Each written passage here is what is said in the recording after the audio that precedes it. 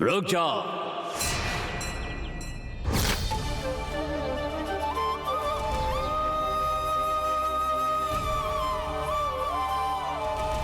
जो होने वाला है उसे बदलने का अधिकार किसी को भी नहीं है बेटी। उसे स्वीकार करना ही पड़ेगा। ऊपर वाले ने पहले ही फैसला कर लिया है। उसे बदलने की कोशिश मत करना, अन्यथा अनिष्ट होगा। अभी तुमने देखा वो मात्र संयोग नहीं था, ये सब विधि ने लिखा हुआ है। प्रमाण तुम्हारे समक्ष है, संभल कर रहना।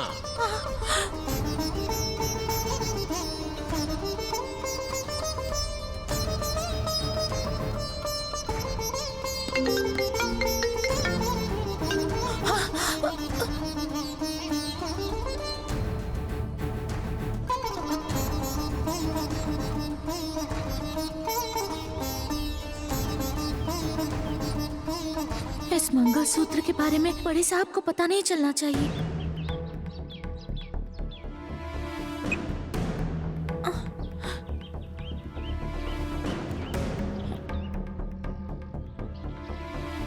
पार्वती, तुमने मुझसे ये बात क्यों छुपाई?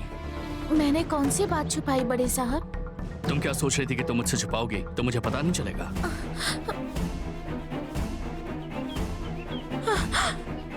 रघु ने मुझे सारी सच्चाई के बारे में बता दिया है। तुमने बिना कुछ किए आखिर सारा इल्जाम अपने सर पर क्यों ले लिया? ठीक है, चलो जाकर माँ को सब कुछ बताते हैं।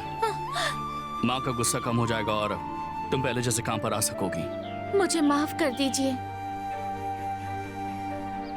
मैं आज के बाद काम पर नहीं आऊंगी। ऐसा क्यों बोल रही हो पार्वती? काम पर आने से मना क्यों कर रही हो? इसमें तुम्हारी जरा सी भी गलती नहीं है। ये पता चलने के बाद भी तुम ये सब कह रही हो। नकली शादी की बात मेम साहब से छुपाई, पहले ही इस बात का अफसोस हो रहा है। मेम साहब से नजरें भी नहीं मिला पा रही हूँ, अब तो मंगलसूत्र भी पहना है। ऐसी हालत में मैं वहाँ कैसे काम कर सकती हूँ? अब ये बात मैं बड़े साहब को खुलकर कैसे बताऊँ? यही बात मुझे परेशान कर रही है। जवाब दो पार्वती। हाँ? तुम काम पर क्यों नहीं आना चाहती हो? मैं गांव चली जाऊंगी बड़े साहब। ये सब होने के बाद मैं वहाँ काम नहीं कर सकती। लेकिन तुम मेरी बात तो मानोगी ना? ए, ये क्या कर रही हो? उठो पार्वती।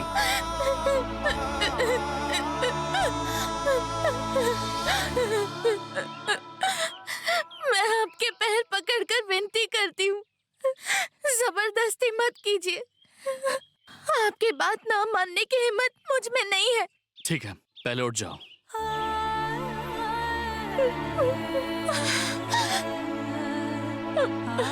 चलो पार्वती, घर जाते हैं। आप जाइए बड़े साहब, मैं बाद में आती हूँ। तो मेरी बात मानोगी या नहीं मानोगी? मेरे साथ घर पर नहीं चलोगी?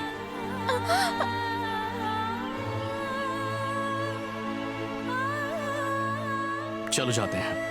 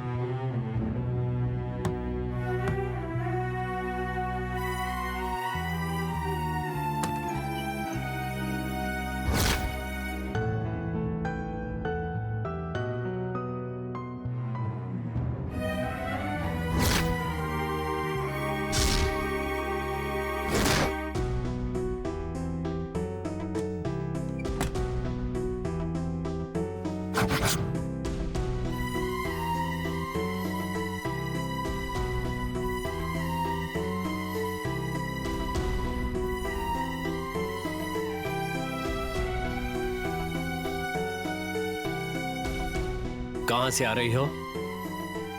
मंदिर से आ रही हूँ। मंगलसूत्र दान पेटी में डाल दिया? तुम्हारी पत्नी तुमसे बहुत प्यार करती है, इसलिए तुम इस दुर्घटना से मरते मरते बचे हो।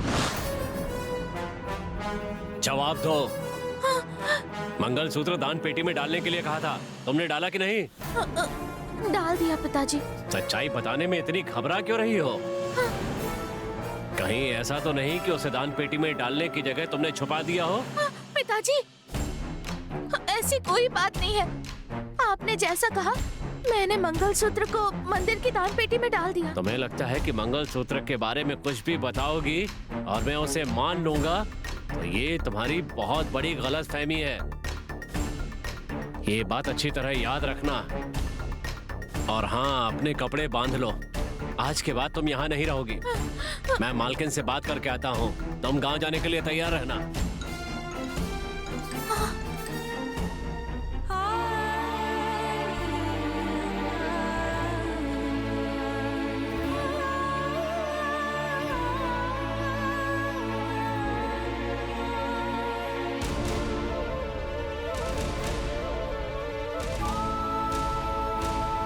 मैंने पिताजी से झूठ कहा। मुझे माफ कर दीजिए माँ। वक्त और हालात ने मुझे झूठ बोलने पर मजबूर किया। इस बारे में झूठ कहकर मैं सही कर रही हूँ या गलत, मैं समझ नहीं पा रही हूँ माँ।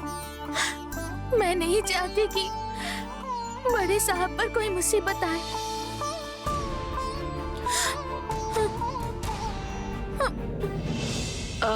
मैं बाद में बात करती हूँ। आओ सुंदरम, मैं तुम्हें बुलाने के बारे में सोच रही थी, पर तुम खुद ही आ गए। पार्वती कहाँ है? पार्वती को गांव जाने की तैयारी करने को कहकर आया हूँ मालकिन। मैं उसे गांव छोड़कर आने वाला हूँ और आपको यही बात बताने के लिए आया था। नहीं सुंदरम, पार्वती को गांव मत लेकर जाओ, यहीं रहने दो।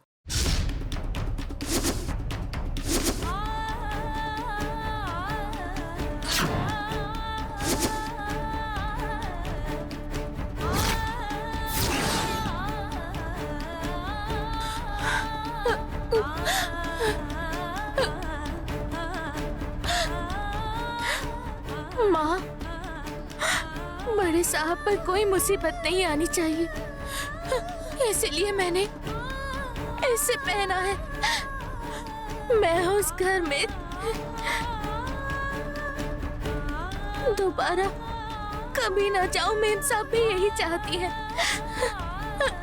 पिताजी ने भी मुझे गांव जाने की तैयारी करने के लिए कहा है। मैं क्या करूं, कुछ समझ नहीं आ रहा। उसने इतनी बड़ी गलती की है कि उसे माफ नहीं कर सकते मालकिन। फिर भी आप अगर उसे माफ करने की बात कर रही हैं, यह आपका बड़प्पन है मालकिन। लेकिन उसने आपके साथ विश्वासघात किया है, इसके लिए मैं उसे माफ नहीं कर सकता। आपने जो मेरी बेटी को सजा दी वो बिल्कुल सही है। उसे थोड़े दिन गांव में रहने दीजिए, हो सकता है वहां रहने से वो सुधर जाए मालकिन। पार्वती ने मेरे साथ विश्वासघात नहीं किया सुंदरम। दूसरे की गलती को अपनी बताकर उसने इल्जाम अपने आप पर लिया। ये आप क्या कह रही हैं? पार्वती बेगुनाह है। क्यों माँ, मेरे साथ ऐसा क्यों हो रहा है? मैंने ऐसा कौन सा पाप किया है? अब आप ही मुझे इसमें से बाहर निकालिए।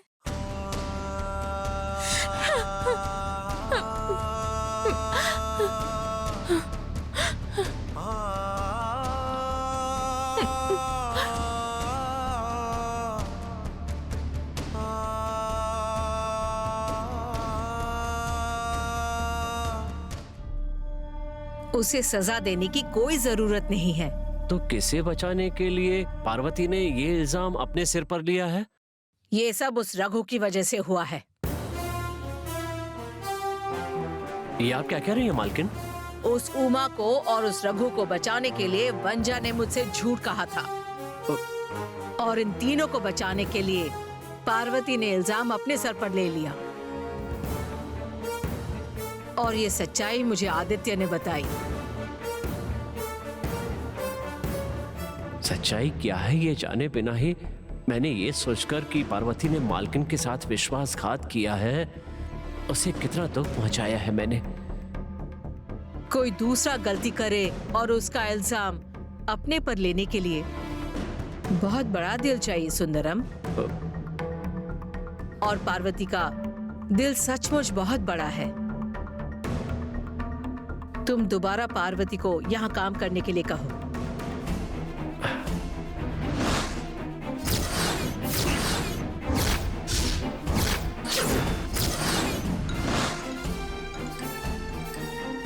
क्या हुआ सुंदरम? कुछ कहना चाहते हो क्या? माफ कीजिए मालकिन, लेकिन मैं कहना चाहता हूँ कि उसे गांव जाने दीजिए। उसका कुछ दिन यहाँ से दूर रहना ही ठीक रहेगा मालकिन। ये क्या कह रहे हो सुंदरम?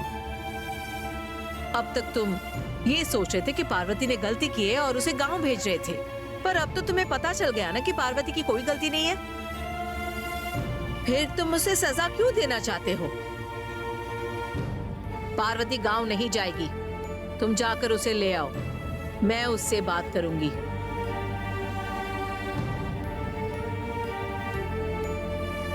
क्या सोच रहे हो तुम सुंदरम? जाओ, जाकर पार्वती को ले आओ। मेरी बात नहीं मानोगे? हाँ? ठीक है मालकिन।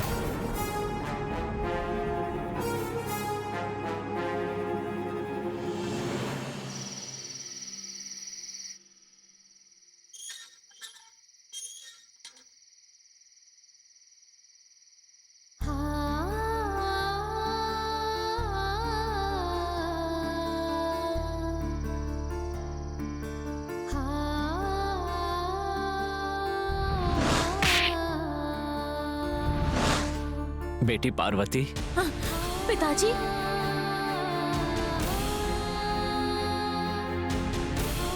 क्या हुआ पिताजी? मुझे माफ कर दो बेटी। पिताजी, क्या बात है पिताजी? आप मुझसे माफी क्यों मांग रहे हैं? आपने क्या गलती की है? तुम्हारी शादी रोकने की वजह से मुझे लगा कि तुम्हारी वजह से मेरी इज्जत चली गई है और मैं किसी को मुंह नहीं दिखा सकता, पर तुम्हारी शादी रोकने की वजह तुम नहीं हो। अब मुझे तुम्हारी शादी ना हो पाने का कारण पता चल गया है। तुम्हारी इसमें कोई गलती नहीं है पार्वती, बल्कि जिन लोगों ने ये गलती की है तुमने उन्हें माफ कर दिया। भले ही तुम उम्र में छोटी हो, पर तुम्हारा दिल बहुत बड़ा है। मालकिन तुमसे नफरत करती थी ना, अब वो नफरत खत्म हो गई है। उन्होंने वापस नौकरी पर आने को कहा है, और सच तो यह है कि अब उनके दिल में तुम्हारे लिए बहुत प्यार है पार्वती। मालकिन ने कहा है अब तुम्हें गांव जाने की कोई जरूरत नहीं है, अब तुम आराम से यहीं पर रह सकती हो बेटी।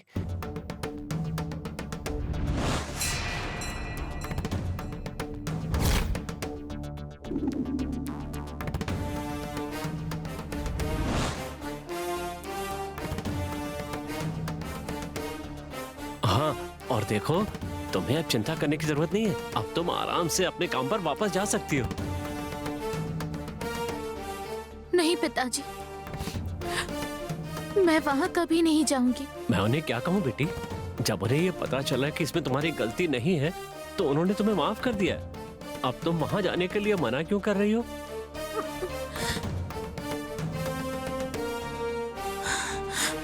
नहीं पिताजी,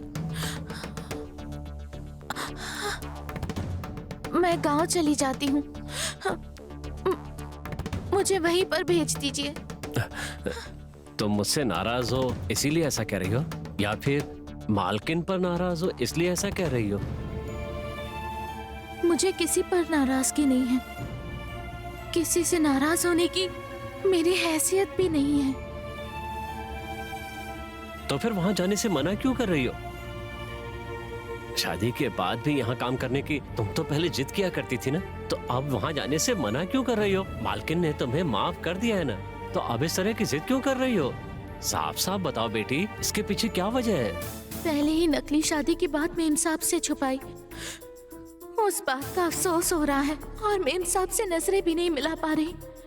अब तो मंगलसूत्र भी पहना है, ऐसी हालत में मैं उस घर में जाकर काम कैसे कर सकती हूँ? अब ये बात पिताजी को कैसे बताऊं? तुम्हारी इस खामोशी का क्या मतलब निकालूं? तुम वहां क्यों नहीं जाना चाहती हो? इसकी वजह तो बताओ। मैं क्या बताऊं, मुझे कुछ समझ नहीं आ रहा। मेरी वजह से हमेशा कोई ना कोई मुसीबत आती रहती है। इससे अच्छा है कि मैं गांव वापस चली जाती हूँ। मालकिन ने मुझे कहा तुम्हें काम पर लाऊं और इसी के लिए मैं यहाँ पर आया हूँ। मैं उनकी बात टालने की हिम्मत नहीं कर सकता बेटी। मेरे साथ चलो और उन्हें खुद ही अपना फैसला सुना दो। चलो।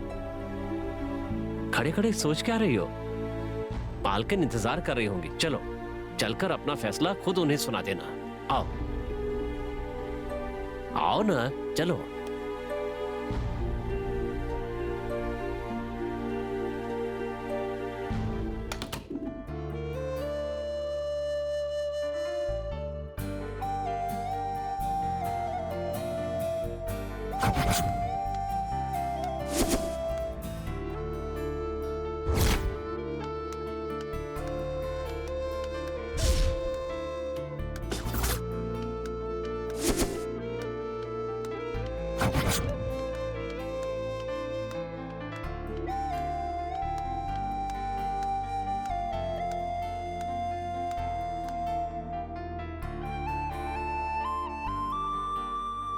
पार्वती, तुम मुझसे नाराज हो क्या? मेरा चेहरा नहीं देखना चाहती इसलिए सर झुकाकर खड़ी हो? नहीं नहीं नहीं, ऐसी बात नहीं है मेम साहब। मैं भला आपसे नाराज क्यों रहूंगी? आपकी नजरों के सामने रहूं, बस यही प्रार्थना करती हूँ। तो फिर आपका चेहरा ना देखने के बारे में कैसे सोच सकती हूँ? मैं तुम्हें अच्छे से जानती हूँ पार्वती। तुम मुझसे बात करो इसलिए मैंने ऐसा कहा। गलती करने के बाद उससे बचने के लिए मैंने देखा है कि कई लोग तरह तरह के बहाने बनाते हैं, लेकिन दूसरों की गलती अपने सर लेने वाली मैंने पहली बार देखी है। अब मैं तुम्हें क्या बोलूं पार्वती?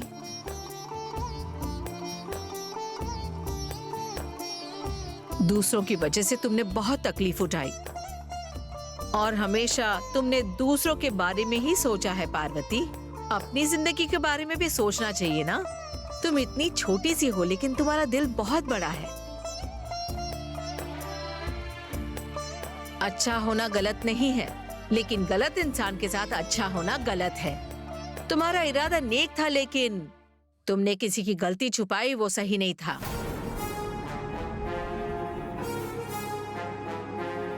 चाहे जान भी चली जाए, लेकिन कभी गलत इंसान का साथ नहीं देना चाहिए पार्वती।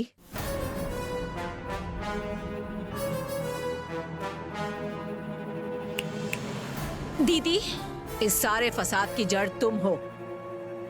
तुम इस परिवार की छोटी बहू हो, लेकिन तुमने परिवार का नाम डुबाने वाली हरकत की। मैंने तुम्हें कितनी बार वार्निंग दी थी, पर वार्निंग ना सुनकर तुम गलती पर गलती करती गई।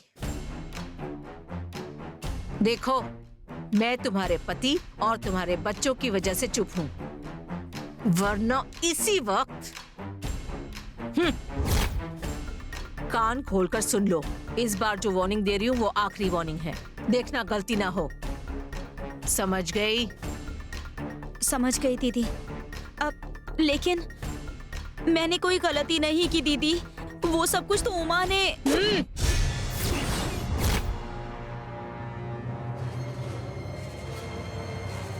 पार्वती, मेम साहब, तुम यहाँ क्यों खड़ी हो?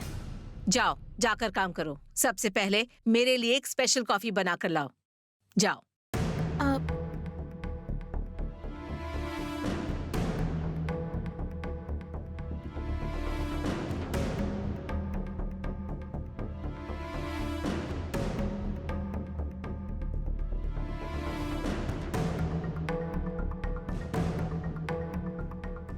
ये तो कह रही थी कि वहां काम नहीं करोगे, मुझे गांव लेकर चलो, और यहाँ मालकिन ने एक बार कहा और चुपचाप अंदर जाकर काम करने लगी। कैसी लड़की है ये? सुंदरम, मालकिन, तुम पार्वती की चिंता करना छोड़ दो। मैंने कहा था कि मैं उसकी शादी धूमधाम से करवाऊंगी, लेकिन नहीं हो पाया। पर ये मेरी जिम्मेदारी है, तुम निश्चिंत रहो।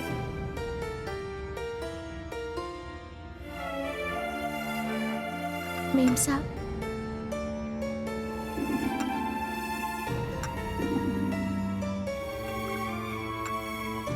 मैं बड़े साहब को कॉफी देकर आती हूँ। ठीक है, देकर आओ।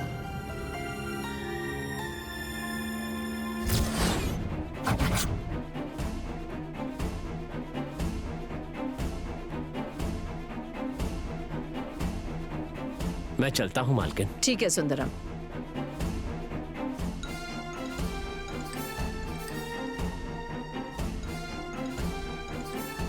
Nandini.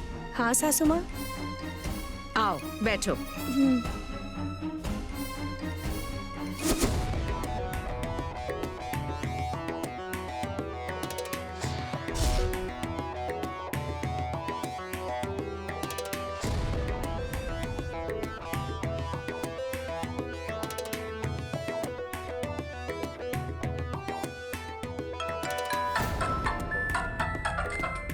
You'll have to excuse me now. Okay. Hello. हाँ हाँ, मैं फ्री हूँ, बात कर सकते हैं, बोलिए। बड़े साहब,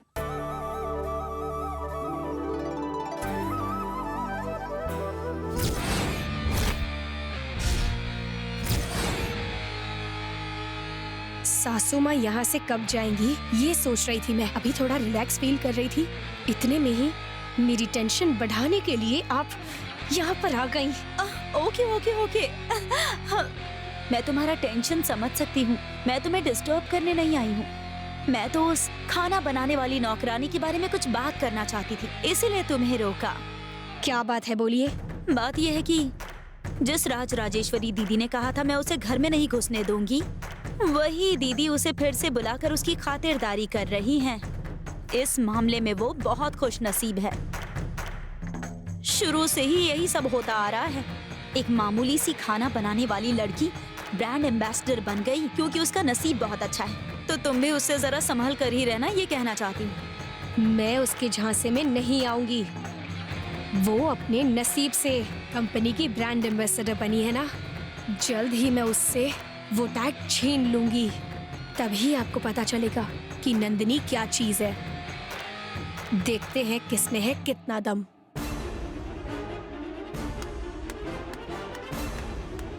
हाँ देखते हैं।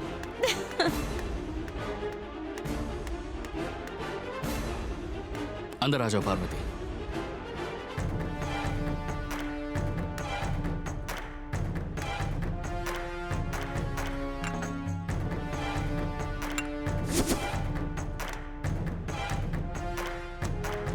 जब मैंने तुम्हें घर आने के लिए कहा तब तुमने मुझसे क्या कहा कि तुम्हें माफ कर दूं, तुम घर में नहीं आ सकती। लेकिन अब वही बात माने कही तो तुम मान गई पार्वती।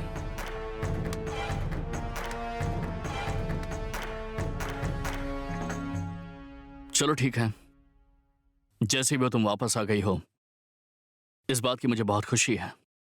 पर मैं बिल्कुल भी खुश नहीं हूँ। ये क्या कह रही हो? मैं अभी बड़ी मेम साहब से नजरें नहीं मिला पाती हूँ। बड़े साहब, मेम साहब से सच्चाई छुपाकर मैं कब तक ऐसे अपने मन पर बोझ लेकर घूमती रहूंगी?